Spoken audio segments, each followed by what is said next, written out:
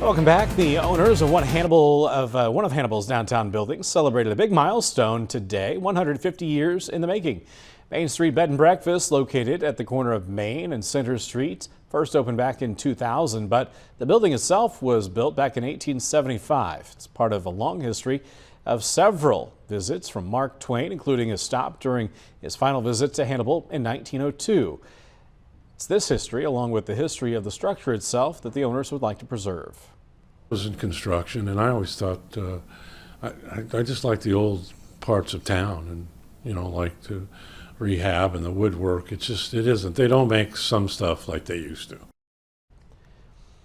Part of that rehab work included replacing the roof and installing new windows and also adding some solar panels. Ginsburg also encourages anyone looking for a relaxed weekend to get away.